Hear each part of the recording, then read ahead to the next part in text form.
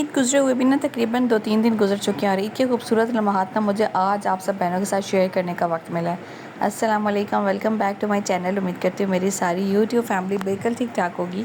अल्हम्दुलिल्लाह मैं भी ठीक हूँ।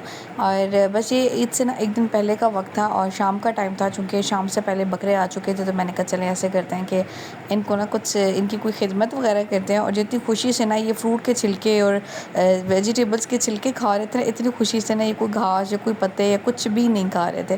तो मैंने बस यहाँ पे फातिमा को ना ककड़ी वगैरह काट के दी हुई थी, तो उसके छिलके वगैरह थे और साथ ही आम के छिलके वगैरह थे। मैंने कहा चले जाके इनको खिलाते हैं। और एक वक्त था ना मैं इनके करीब भी नहीं जाया करती थी, और अभी ये वक्त है कि मैं इनको खुद अपने हाथों से खिला रही हूँ। यानी ये भी ना मुझे लगता है कि वक्त वक्त की बात होती है।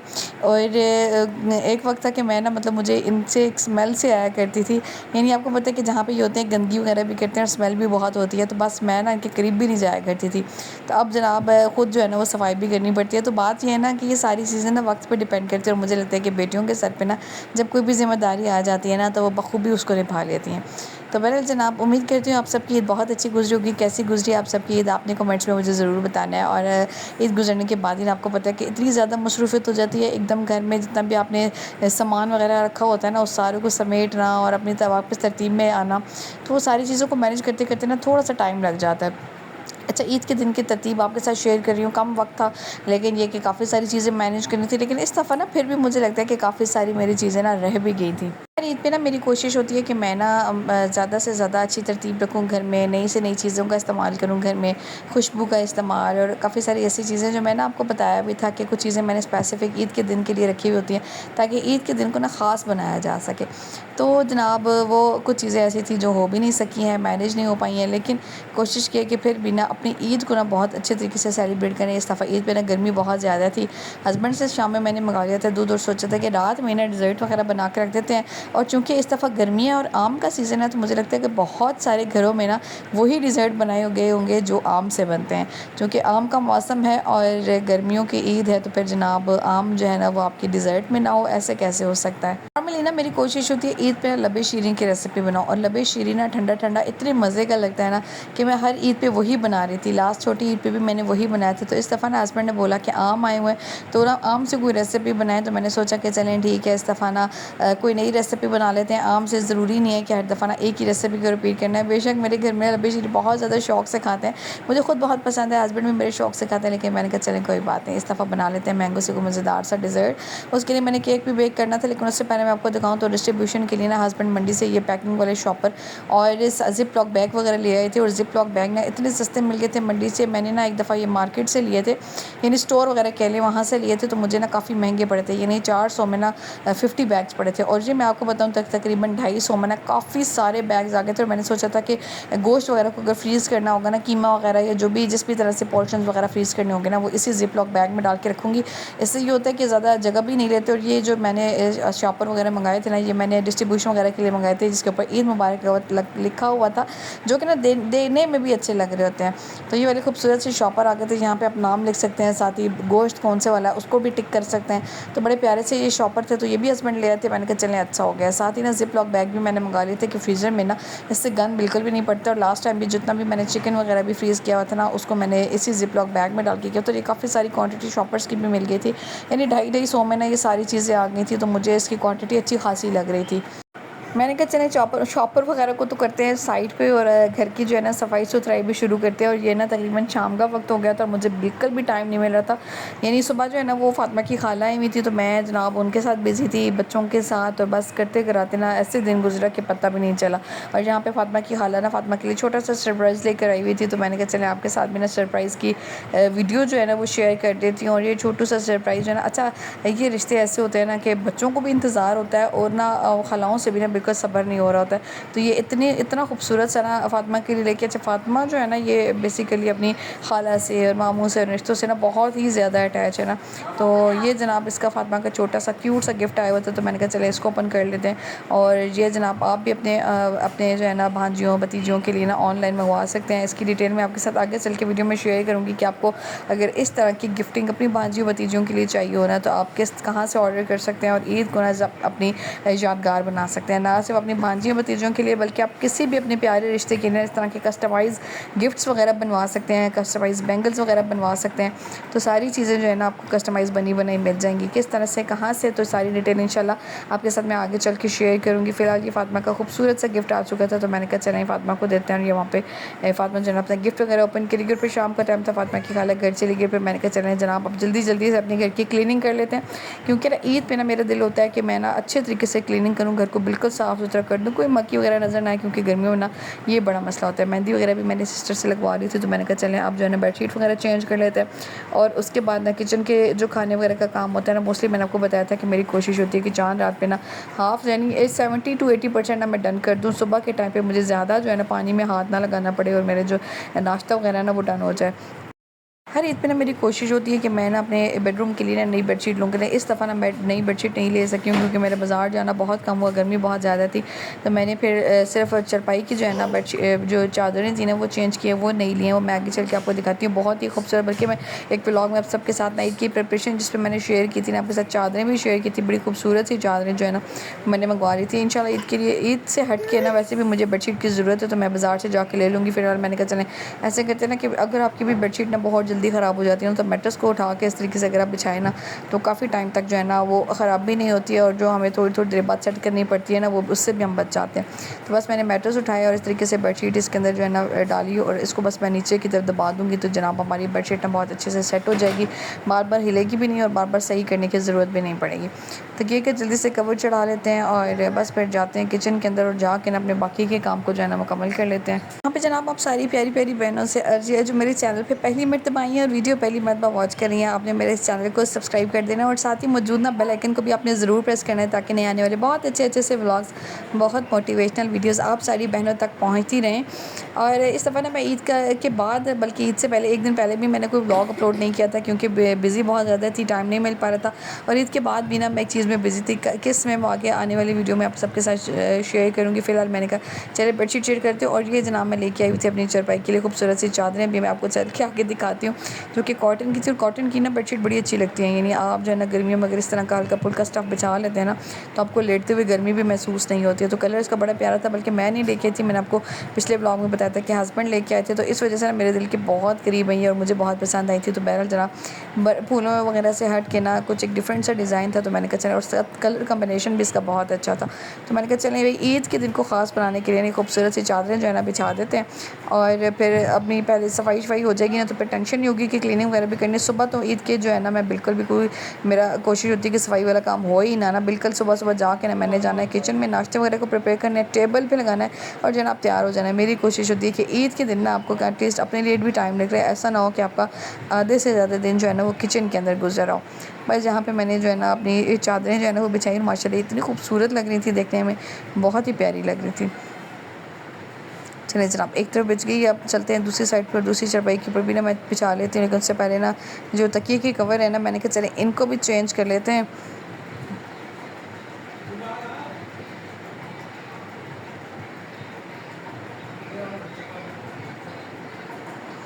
चलें जी। अच्छा इस दफ़ा ईद पे जो है ना गर्मी बहुत ज़्यादा थी, यानी बारिश का इम्कान तो था, लेकिन बारिश हुई कोई नहीं।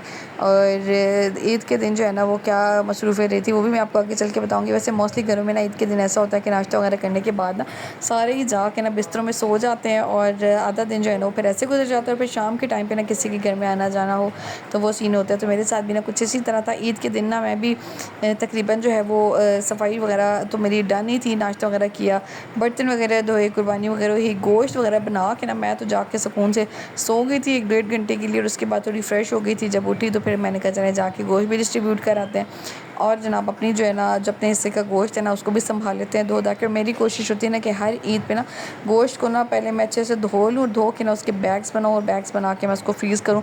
मैंने कभी भी गंदा गोश्त उठा के ना फ्रीज़र में नहीं रखा है। और उससे पहले मैं आपको बताऊँ तो मीठा बनाना था ना, तो उसके लिए मैंने सोचा कि टी केक भी ना घर ही पे बना लेती हूँ। और टी केक बनाने के लिए ना मैंने फटाफट से अंडे वगैरह फेंटे, इसमें ऑयल और बेकिंग पाउडर और चीनी और वनीला एसेंस और मैदा वगैरह डाल के ना मैंने कहा चलो एक टी केक घर ही पे बना लेते हैं। और इसकी रेसिपी ना मैं काफ़ी दफ़ा आप सब बहनों के साथ अपने चैनल पर शेयर कर चुकी हूँ। और अगर आपने नहीं देखी है ना तो मुझे बताना है, मैं आपके साथ ना बहुत जल्दी इसकी मज़ेदार सी रेसिपी शेयर कर दूँगी जो झटपट बन जाती है। अक्सर हम लोग ना कस्टर्ड वगैरह बनाते हैं किसी की दावत के लिए या वैसे भी ना, तो हमें केक उसमें बड़ा पसंद आ रहा होता है। हम लोग किसी बेकरी से मंगा रहे होते हैं तो उसमें ना खुशबू होती है और ना ही वो जायका होता है, तो ना ही वहाँ पे सफाई का ख्याल रख के उसको बनाया गया होता है।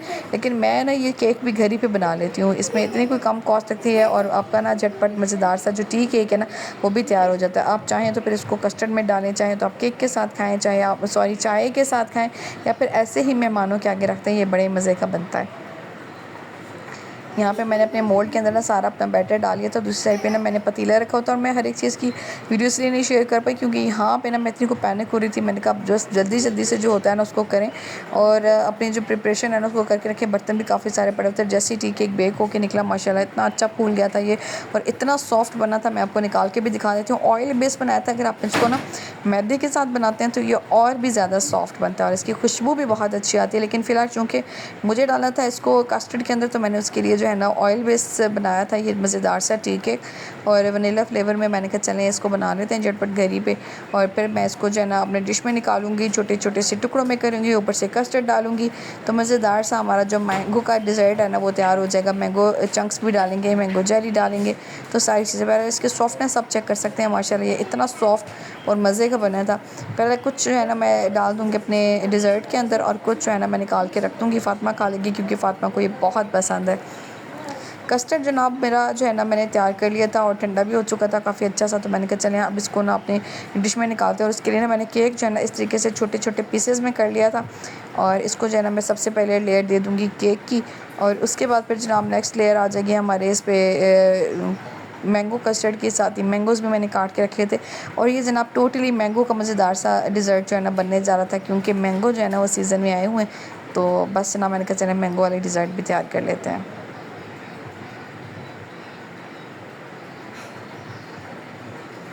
चलें जी, इस तरीके से मैंने सारा केक जो है ना वो डाल दिया था अपने एक डिश के अंदर और उसके बाद फिर मैंने कहा चम्मच से ना लेके कस्टर्ड की लेयर लगाते हैं। और कस्टर्ड को ना इस दफ़ा मैंने थोड़ा सा थिक बनाया था।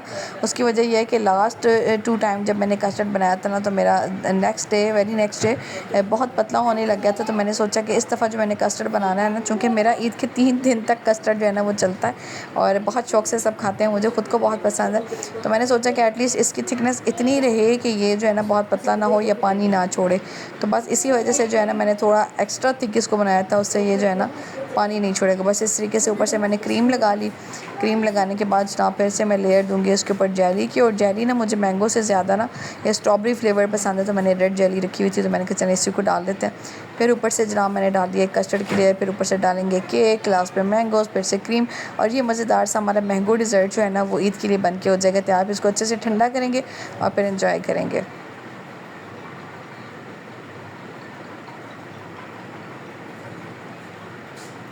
चलें जी। अच्छा, इसके ऊपर मैं ना 1-2 लेयर्स और भी कर देती लेकिन चूँकि ये फुल हो गया था तो मैंने कहा बस इससे ज़्यादा इसके अंदर गुंजाइश कोई नहीं है, इतना ही काफ़ी है। बस मैंगो शैंगो इस पे डालेंगे और इसको जो है ना फिर क्रीम के साथ जो है ना डेकोरेट कर लेंगे। ऊपर लास्ट पे ना मैं थोड़ा-सा बादाम और पिस्ता भी जो है ना कूट के डाल दूँगी तो ये बड़े मज़ेदार सा जो हमारा एक डिज़र्ट है ना मैंगो वाला तैयार हो जाएगा। चाहे इसको आप ईद पे खाएँ, चाहे आप इसको किसी की दावत में बनाएँ, बहुत मज़े का देखने में भी लग रहा होता है और खाने में भी लग रहा होता है।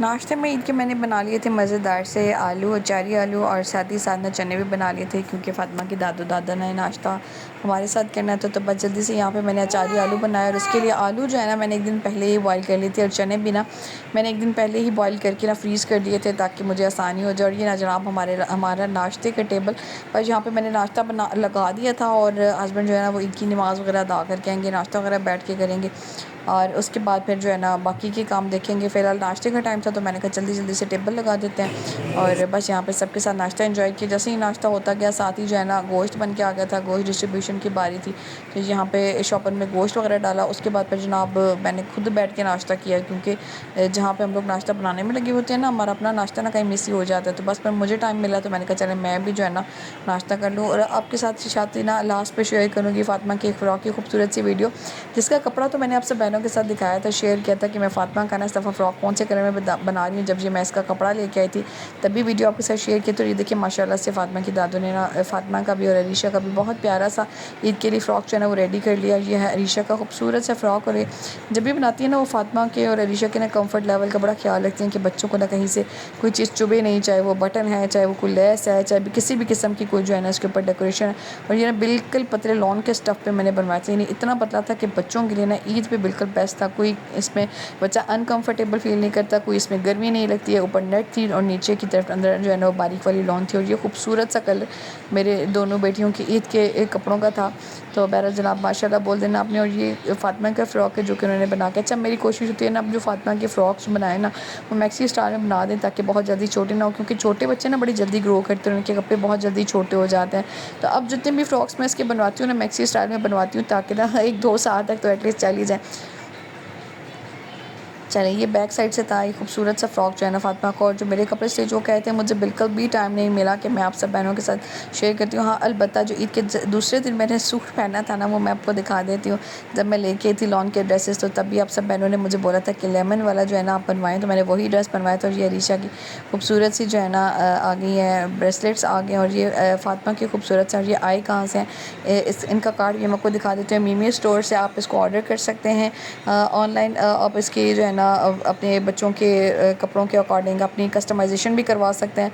और साथ ही साथ जो है ना आप अपनी मर्ज़ी के इनसे गिफ्ट्स वगैरह भी ऑर्डर कर सकते हैं। तो जनाब ये इनका कार्ड है, आप चाहें तो इसका स्क्रीनशॉट ले लें और ज़रूर ऑर्डर करें। मैं तो आपको 110% रिकमेंड करूँगी, बहुत ही बेस्ट चीज़ें हैं। सिर्फ ये नहीं है और भी बहुत सारी जो है ना आपको चीज़ें इनसे मिल जाएंगी। तो बहरहाल जनाब उसके बाद मैं आपको दिखा दूँगी अपने खूबसूरत से कपड़े जो कि मैंने ईद के लिए लिए। तो आपको बताया था कि इस दफ़ा ईद पे मैं जनाब कोई हैवी ड्रेस नहीं पहनी, सिर्फ लॉन के सिंपल और सादा सा ड्रेस जो है ना मैंने बनवाया था। ये इसका खूबसूरत सा गला था और ये वाला खूबसूरत सा ड्रेस जनाब मेरा बन के आ गया था ईद के लिए। इसके ना साइड पे ना मैंने वो लगवा ली थी उसको क्या बोलते हैं, अभी मुझे बिल्कुल भी माइंड में नहीं आ रहा। बस ये जो है ना पाइपिंग मैंने ईद के सूट पे ना साइड्स पे सारी लगवा ली थी। और ये जनाब आ गया मेरा ड्रेस। तो जनाब आज से जो है ना ये सेकंड डे है ईद का, तो बस ये पहन लेंगे। और फर्स्ट डे वाला तो मैं बिल्कुल भी शेयर नहीं कर पाऊँगी आपसे क्योंकि मेरे पास बिल्कुल भी टाइम नहीं था। और बस यहाँ पे फ़ातिमा जो है ना वो रेडी हो चुकी थी और फिर मैंने कहा चलें आप थोड़ी देर दादू के पास विज़िट करें। रात हुई तो रात को जनाब मैं चली गई थी अम्मी की तरफ और अम्मी मज़ेदार और जूसी से ना यहाँ पे चपली कबाब बनाए थे। ईद का मौका हो और रात का टाइम हो और आपको चपली कबाब या बारबेक्यू ना मिले, ऐसा कैसे हो सकता है। बारबेक्यू पार्टी तो अभी जनाब पेंडिंग है लेकिन चपली कबाब बहुत ही मज़ेदार से अम्मी बना रही थी, तो मैंने कहा चलें आपके साथ शेयर कर लेती हूँ। और बस रात का खाना जो है ना फिर जाके खा लिया था अम्मी की तरफ और बहुत ही मज़ेदार, बहुत ही खुशियाँ भरी और बहुत ही यादों भरी ईद उल अज़हा जो है ना वो हुई, अख्ताम पजीर हो रही थी। बीफ कलेजी जो कि मैं बिल्कुल भी नहीं खाती, जो कि मुझे पसंद भी नहीं है। चटनी शटनी आ गई यहाँ पे और बस इसको लगाएंगे अपने टेबल पे और मज़ेदार सा जो डिनर है ना वो एंजॉय करेंगे। आपके साथ मिलेंगे जनाब नेक्स्ट वीडियो में, नेक्स्ट व्लॉग में। तब तक आपने अपना बहुत सारा ख्याल रखना है और मुझे अपनी दुआ में याद रखना है। अल्लाह हाफिज़।